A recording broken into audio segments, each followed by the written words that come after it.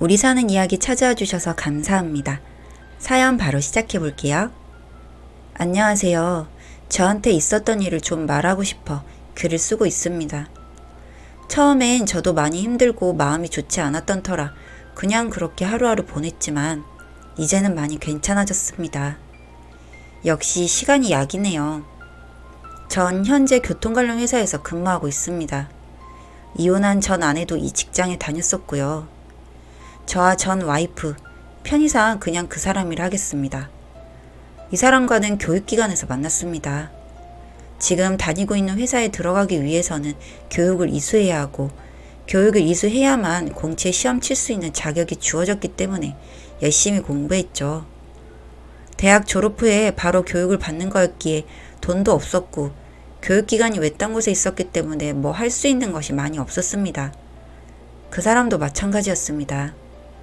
나이는 저보다 2살이 어렸고 그냥 공부에만 몰두하는 도도한 학생이었죠.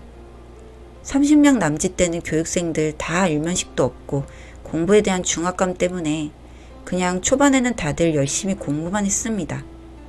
그러다가 교육생 회식을 하게 되어 다들 친해지게 되었습니다.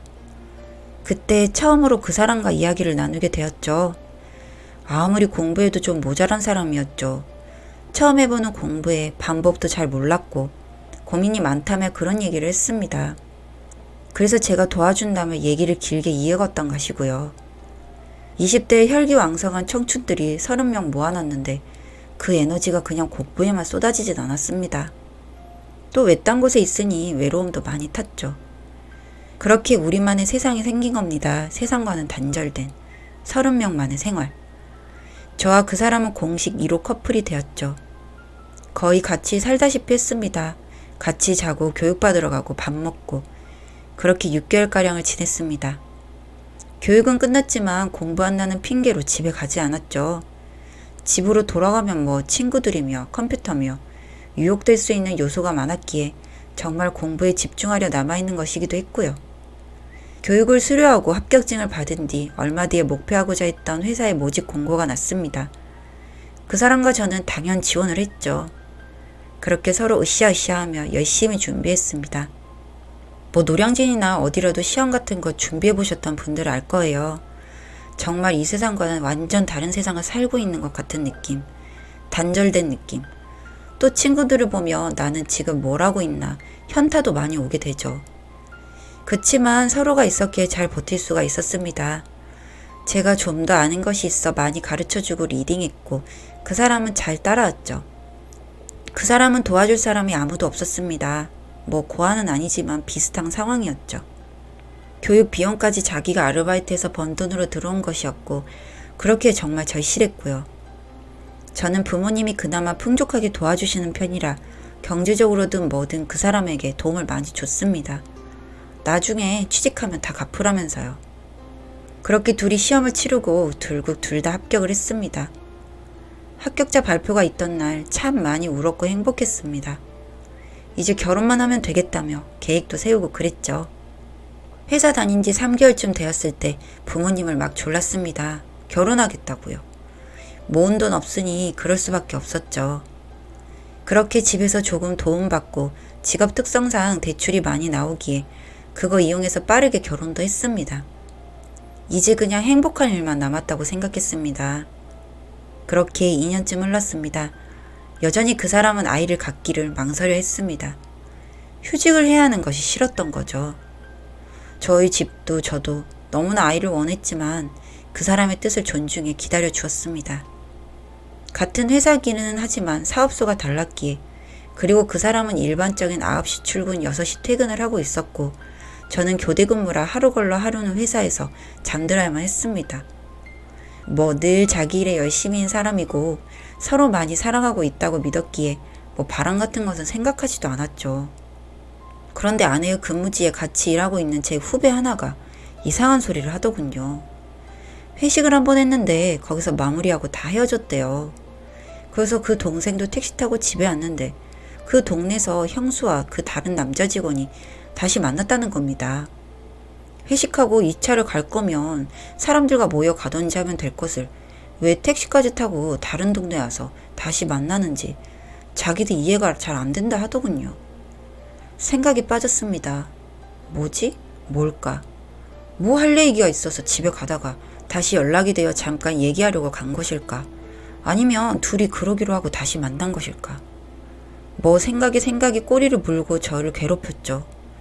도저히 안 되겠기에 아내한테 물었습니다. 그날 거기 왜 갔냐고요.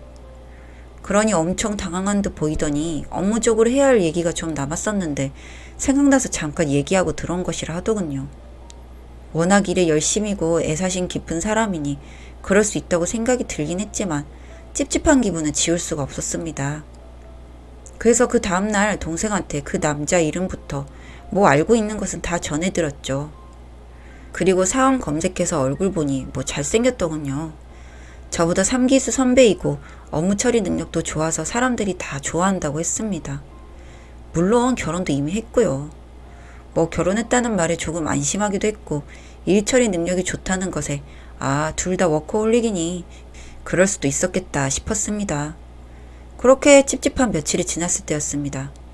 저는 야간 근무라 그날은 회사에서 잠들어 하는 날이었죠. 근데 그날 회사에서 교육 수료증 번호가 좀 필요해서 사진 찍어놓은 것도 없고 그 사람한테 전화해서 가르쳐달라 할 심산으로 전화를 걸었습니다. 어디야? 집이지 왜? 교육 수료증 번호 좀 사진으로 찍어주던지 카톡으로 보내줘. 방금 잠깐 슈퍼 나왔는데 이따가 보내줄게.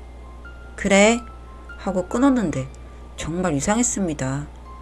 집이라는 사람이 슈퍼에 갔다 하고 당황하는 목소리며 촉이 조금 오기 시작했습니다. 진짜 일도 손에 안 잡히고 뭐 어떻게 어디서부터 시작해야 할까 생각이 많았습니다. 폰을 보려 해도 다 잠궈져 있고 뭐 사람을 붙이는 것도 어떻게 해야 하는지도 모르겠고 그냥 고전적인 방법을 택하기로 했습니다. 야간 가는 날 집에는 야간 간다 하고 회사에 휴무 내고 마냥 기다렸어요. 몰래 집 앞에서. 그날은 나오지 않더군요.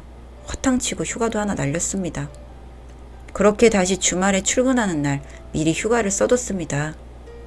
팀장님께서 무슨 일 있냐고 물으셨죠. 그냥 개인적인 사정이 좀 있어서 그런다 하니 이해해 주시더군요. 그렇게 또 금요일 저녁부터 집 앞에서 진을 치고 기다렸습니다. 차가 있으면 혹시나 볼까봐 차는 숨겨두고요. 그렇게 몰래 지하철까지 같이 타고 따라갔죠. 정말 먼 동네까지 가더군요. 그렇게 계속 따라가니 사원 검색 사진으로만 보던 그 남자와 만나는 걸 확인할 수 있었습니다. 진짜 누가 봐도 연인처럼 행동을 했어요. 그게 정말 제 심장을 후벼 팠습니다. 그렇게 놀다가 모텔까지 들어가더군요. 마음엔 분노가 가득 찼지만 그 들어가는 뒷모습을 보고 그냥 체념했죠.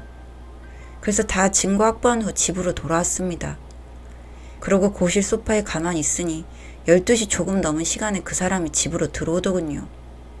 저를 보니 귀신 본 사람처럼 놀랐습니다. 왜 회사 안 가고 여기 있냐고. 몸이 안 좋아 조퇴했다니 뭐 어디가 아프냐며 걱정하는 척을 하고 그러기에 그냥 감기 기운 있으니 같이 자면 없는다고 따로 잤습니다. 새벽 내내 한숨도 못 자고 생각을 정리했습니다.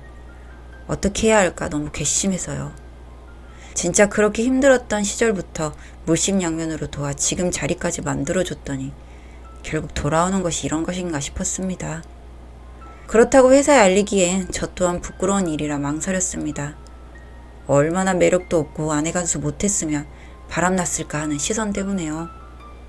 그래도 참을 수 없었습니다. 증거도 모아놨고 다음날 정리해서 본사에 제출했습니다. 며칠 뒤 아내가 감사부에서 부르는데 뭐 때문에 그러는지 모르겠다며 갔습니다. 결국 갔다 와서 품위 유지 규정 위반으로 징계를 받게 되었죠. 다녀온 날 저한테 혹시 당신이냐 하기에 맞다고 했습니다. 그랬더니 한참을 말이 없더군요. 그렇게 시간이 좀 지난 후 시작한 얘기는 이랬습니다. 너무 고맙고 지금도 은인이라 생각한다. 그땐 너무 어렸고 그런 환경에 혼자 있는 것이 너무 외로워서 그 외로움을 채워주는 게 제가 사랑이라고 생각했지만 나이를 먹고 사회생활 시작해보니 사랑이 아니라 그냥 외로움 때문에 내가 그렇게 느낀 것 같다고 얘기를 하더군요. 정말 비참해지는 순간이었습니다. 그럴 거면 그냥 이혼을 하자 하지. 이게 뭐 하는 짓이냐 했더니 사람들이 이목과 이웃녀로 살아가기 두려웠고 그 사람도 유부남이었기에 그냥 이렇게 서로 사랑하면 되는 줄 알았다고 하더군요. 그냥 좋게 이혼하자고 했습니다.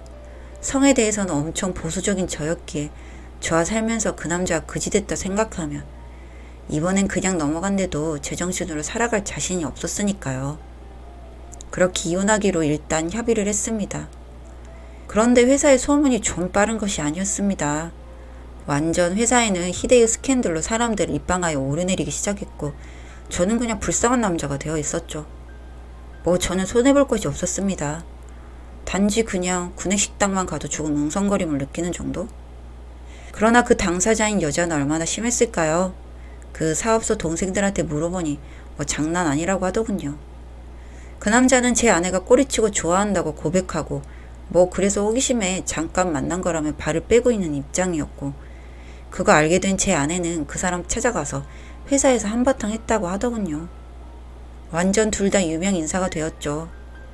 같이 밥 먹을 사람도 없어 점심도 안 먹는다 그랬습니다.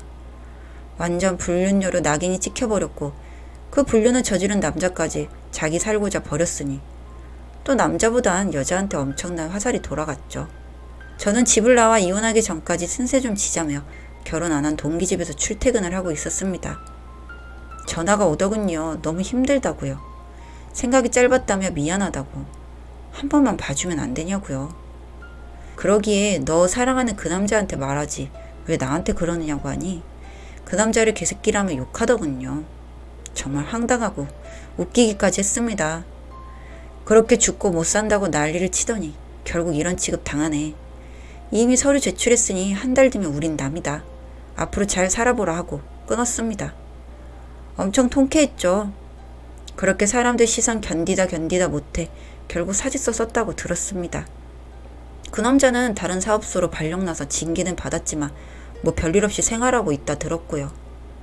한국 사회가 남자가 그런 짓을 했다는 것보다 여자한테 잣대가 좀 더 엄격한 것은 사실이죠. 또 일이 불거지기 전 그놈은 미리 발을 뺀 것이 컸고요. 정말 찾아가서 죽이고 싶었습니다만 너도 같이 매장되라고. 그러기엔 전 아내가 처음에 사랑하고 있다는 말이 걸리더군요. 그냥 못난 놈이 잘난 놈한테 해코지하는 걸로 보일까봐요. 전 아내는 그만두고 다른 지역에 시험 준비를 하고 있다 들었습니다. 그치만 이 계통이 너무 좁아 잘 되려나 모르겠습니다. 자발적 퇴사기 때문에 실업급여도 못 받는다고 하던데 위자료 한 푼 없이 이혼했으니 경제적으로 많이 힘들어지겠죠. 그냥 잊고 살렵니다.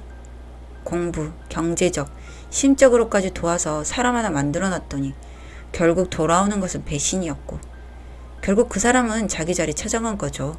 어두운 뒷골목으로. 저는 여기저기서 소개해주겠다는 사람 많습니다. 거의 돌싱이긴 하지만요. 마음 맞으면 잘 만나보려고요. 읽어주셔서 감사합니다. 사연은 여기까지였고요. 우리 사는 이야기 시청해주셔서 감사합니다.